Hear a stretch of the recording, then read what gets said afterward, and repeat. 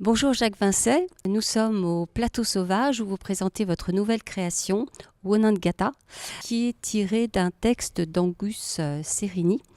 Qu'est-ce qui vous a donné envie de s'emparer de ce texte pour le porter sur scène ? Ce qui m'a donné envie, peut-être une banalité ce que je vais dire, mais c'est le texte. Ce texte tellement particulier, une écriture qui dans sa forme et dans le fond est très rêche, je dirais, très anguleuse. C'est des répliques très courtes. C'est une écriture qui passe sans cesse d'un rapport au public, c'est-à-dire un mode de récit, un mode dialogue, donc un mode dramatique, donc bascule sans cesse de ce qu'on appelle épique au dramatique. Et je trouvais qu'en plus, vu l'histoire qu'il raconte, cette histoire de meurtre, de vengeance et d'amitié, c'est important aussi, il y avait là quelque chose, une forme qui permettait d'exalter cette histoire qui pourrait par ailleurs être très banale. Donc vraiment, c'est l'écriture et la traduction de Dominique Ollier qui m'a poussé dans cette entreprise. Oui, parce qu'il faut le dire, donc en fait, ça met en scène deux hommes, mais comme vous le disiez, il y a ce dialogue qui est très intense, comme une espèce de ping-pong parfois entre les deux, et en même temps, il y a un récit qui se fait, mais ça change tout le temps. C'est-à-dire qu'il commente ce que fait l'autre, ce qu'il pense. Enfin, c'est ça qui est très riche. Ben oui, c'est ça la particularité. Et pour moi, la nouveauté, je trouve un auteur majeur qu'on ne connaît pas encore en France et en Europe, qui a beaucoup de succès en Australie et qui a effectivement cette particularité d'inventer un nouveau lexique théâtral, c'est-à-dire qu'il y a, comme vous le disiez à l'instant, on est dans leur tête, on est dans ce qu'ils voient, dans ce qu'ils nous racontent de ce qu'ils sont en train de vivre, en direct dans ce qu'ils vivent, et on est du coup sans cesse déstabilisé, mais aussi dans un suspens permanent, dans cette histoire qui repose beaucoup sur le suspense, pour le coup. Et il y a là vraiment, je trouve, une qualité d'écriture qui, par ailleurs, peut faire penser à... Alors moi, la première chose à laquelle j'ai pensé au niveau de l'univers, c'est à William Faulkner ou Cormac McCarthy, qui sont des auteurs américains que j'aime beaucoup. Mais dans la forme, ça pourrait plus ressembler à Beckett ou parfois à Thomas Bernard ou parfois... Voilà, c'est un... Voilà, pour moi, il invente une nouvelle écriture et du coup, en tant que metteur en scène, c'est ça qui est passionnant. Qui est stimulant. Mais oui, parce que c'est là qu'il faut... Je parlais du lexique ou de ce qu'il nous livre. Et nous, à partir de cette matière, il faut qu'on trouve une grammaire, une manière de s'emparer de cette écriture qui fonctionne. C'est-à-dire qu'on n'a pas le mode d'emploi et il faut y chercher, se tromper, essayer autrement et puis petit à petit, pas à pas, essayer d'aller vers la mise en lumière de cette nouvelle écriture. Donc effectivement, ça se passe en Australie et il faut le dire, en fait, c'était un fait divers réel. C'est-à-dire que c'est une histoire qui a vraiment eu lieu, un meurtre dans les années 1917, je crois, et qui reste encore dans les mémoires dans ce pays parce que non élucidé, pardon. Et donc il y a ce fond de vérité. Ça se passe au fin fond, on imagine le bush, enfin une terre agricole où il y a du bétail et la nature est extrêmement omniprésente, on sent le vent. Mais en même temps, vous avez fait un choix scénographique radical. Vous me dites si vous n'êtes pas d'accord. C'est-à-dire aller finalement se concentrer sur les deux acteurs, sur leur puissance de jeu et puis sur une scénographie, un décor aussi qui est particulier. Est-ce que vous pouvez nous en parler ? Oui, il y a beaucoup de choses à dire là, oui. par rapport à votre question. D'abord sur l'histoire de Wonangata, donc effectivement ce cold case, comme on l'appelle, donc début du XXe siècle, qui n'a toujours pas été résolu et qui est un cold case aussi connu en Australie que pourrait être l'histoire du petit Grégory ou du Polygonès. C'est des choses qui évidemment passionne tout le monde et inquiète tout le monde parce qu'on n'a pas de solution. Et je pense que notre nature humaine a besoin d'une réponse, a besoin de savoir si c'est blanc ou si c'est noir, si c'est A ou si c'est B. Et là, on ne sait pas. Donc c'est voilà, une attirance vers ça. Angus Serini sous-titre sa pièce d'après une histoire vraie. Et c'est important. Bon, par rapport évidemment aux faits divers, mais pour moi, ça raconte plus que ça. Ça raconte un rapport au réel dont il s'empare et d'après ce réel, il crée un monde, un univers qui est le sien, qui l'emmène ailleurs, qui nous déplace, qui nous questionne, mais qui nous surprend sans cesse. En fait, c'est ça que j'aime, c'est d'être surpris.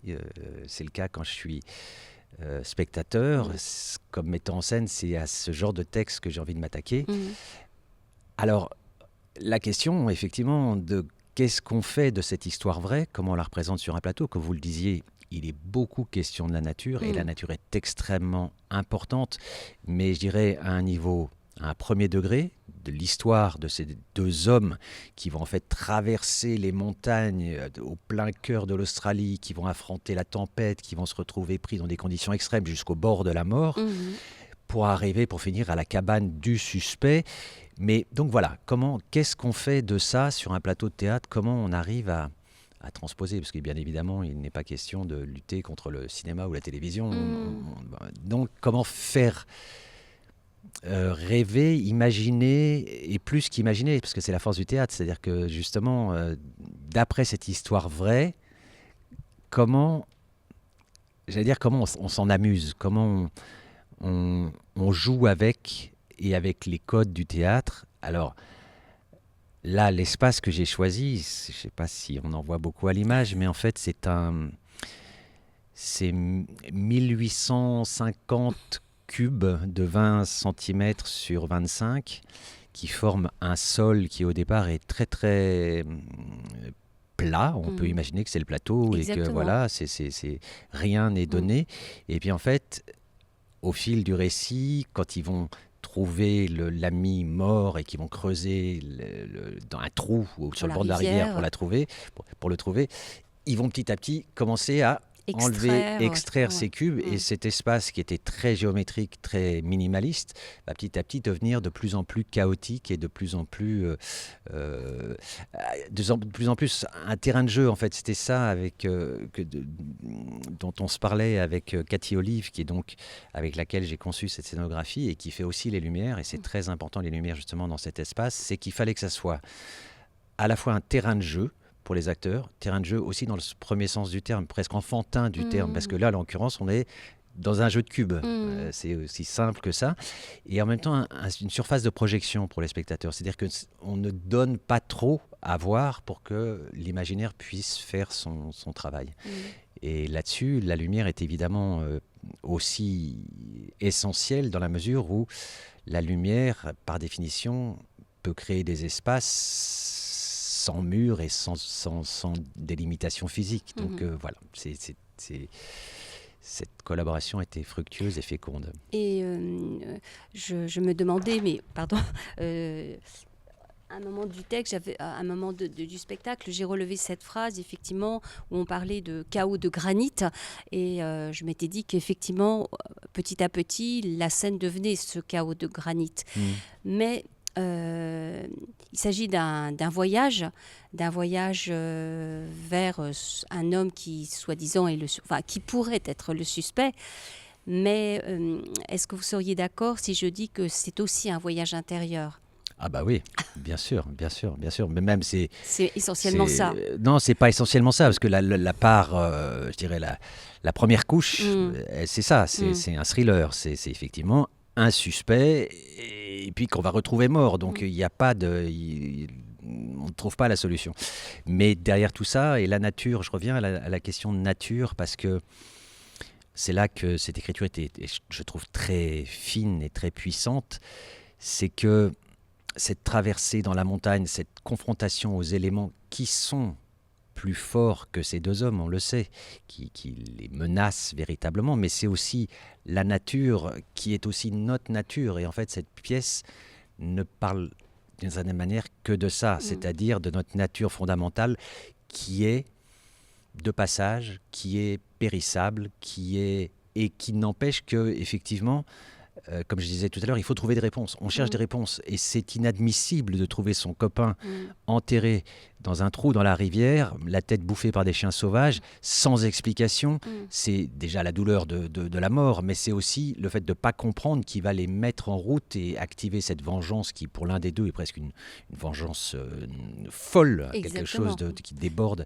Mais tout ça, c'est aussi une manière de lutter contre l'inadmissible, l'inéluctable et la nature, et on va surmonter la tempête et puis on ne trouvera pas de solution et il se transforme en fait devant cet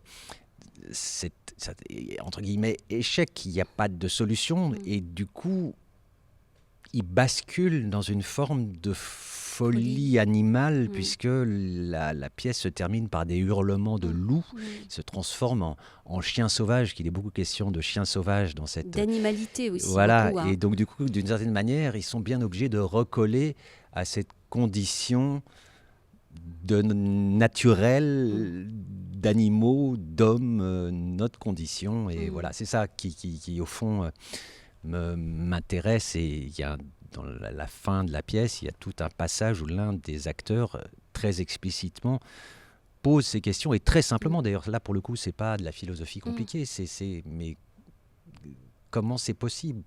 Pourquoi ? Comment on fait pour vivre, en fait ? Oui, c'est ça, comment on fait pour vivre. Bon, enfin, ils finissent en fait ensemble quand même. Je reviens au sous-titre de la pièce d'après, une histoire vraie. Et c'est aussi une chose qui m'a interrogé et qui nous a interrogé avec les acteurs sur qu'est-ce qui est vrai dans tout ça. La seule chose qui est vraie, c'est que c'est Serge Hazanavicius, Vincent Winterhalter, qui sont sur un plateau et qui vont nous raconter une histoire dans laquelle jouent deux personnages qui s'appellent Harry et Rigal. Et puis ils vont se prendre au jeu, et puis j'espère ils vont prendre au jeu les spectateurs. Mais au fond, on part de la base, c'est-à-dire que c'est deux hommes qui vont nous raconter une histoire. Et le théâtre est dans cette bascule sans cesse entre récit et dialogue. Et d'une certaine manière, et ça, c'était pas du tout une idée a priori. Merci beaucoup, Merci Jacques Vincé, pour cet entretien accordé à Aime la Seine. Et donc, on va rappeler que c'est au Plateau Sauvage, Wonangata. Voilà. D'après une histoire vraie, d'Angus Serini. Voilà. Et jusqu'au 24 mai, donc fin de semaine prochaine. Merci encore. Merci à vous.